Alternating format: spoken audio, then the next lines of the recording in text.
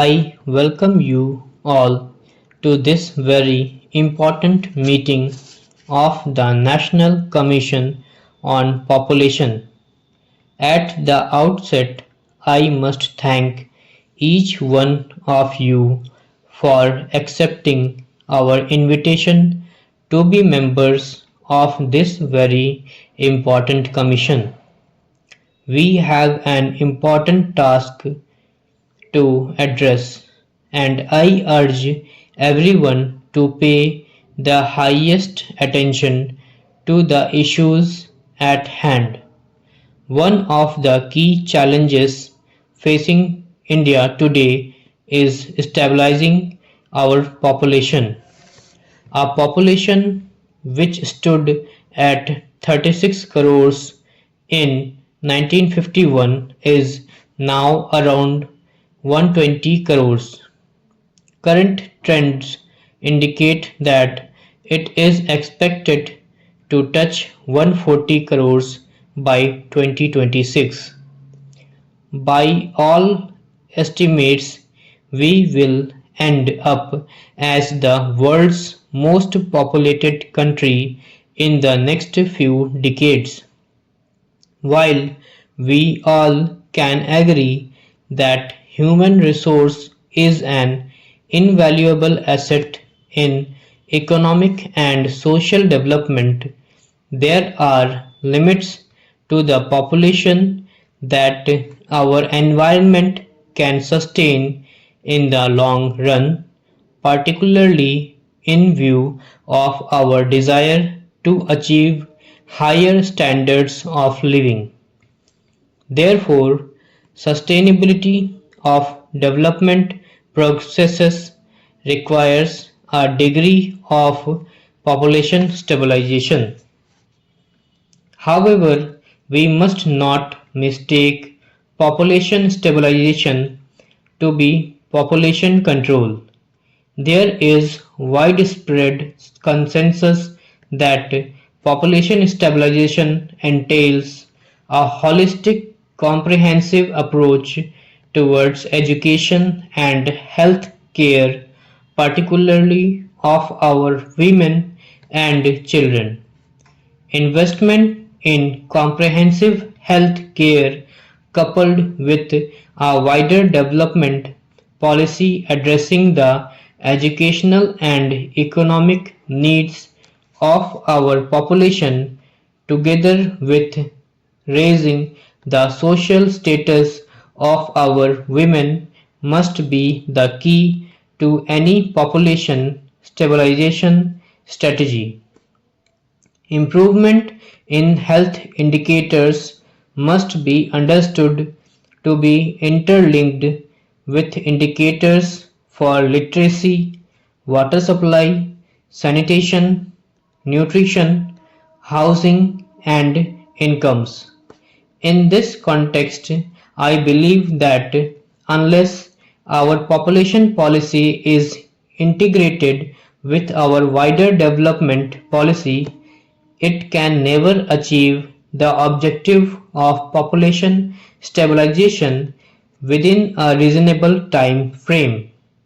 I draw your attention to the experience of states like Kerala, Tamil Nadu, Andhra Pradesh, Karnataka, and Himachal Pradesh. The link between social and human development and demographic trends is obvious and too stark to ignore. I urge all political parties, social activists, and policy makers in states with high population growth to study and learn from the experience of these states. The meeting offers us a unique opportunity to learn from these states which have served as an example, improving their demographic status through a multi-pronged approach. This approach has to be followed for achieving our goal set future. There are three aspects of population policy that I wish to draw your attention to. In each of these three areas, we need a national, political, and social consensus to move forward. Such a consensus can be generated by the distinguished members of this august commission.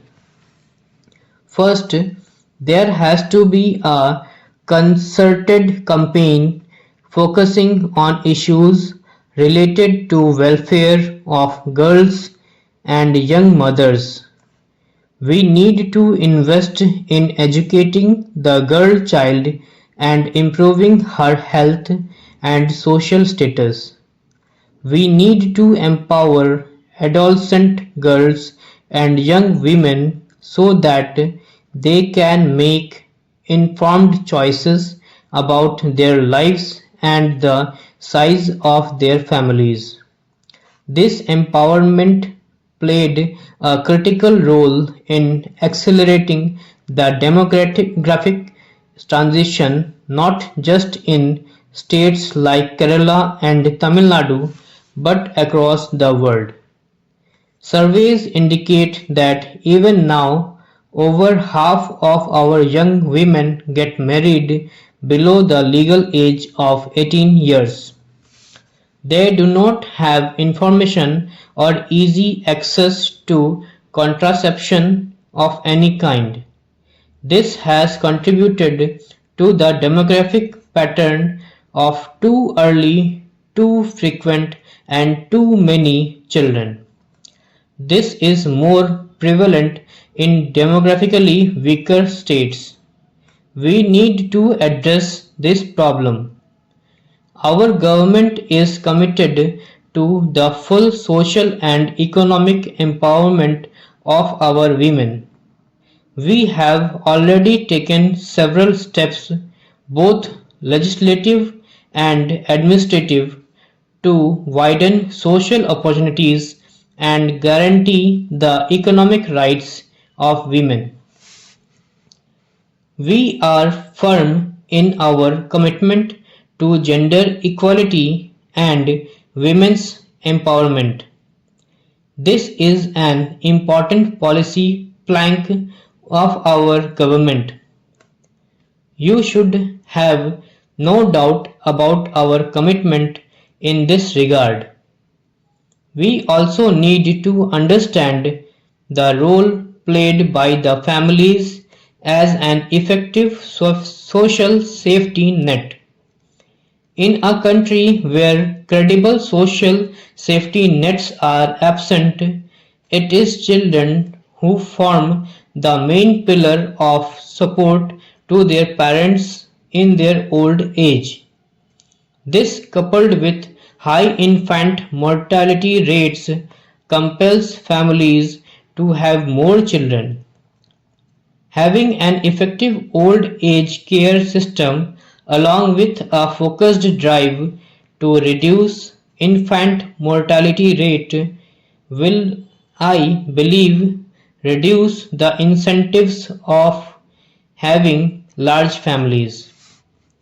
Empowerment of women and a holistic approach to reproductive and child care will enable this to happen, and I would want greater attention to be paid to this aspect. Second, in addition to giving focused attention to the welfare of girl child and women, there has to be a concerted campaign to improve the health and educational status of the entire population in general.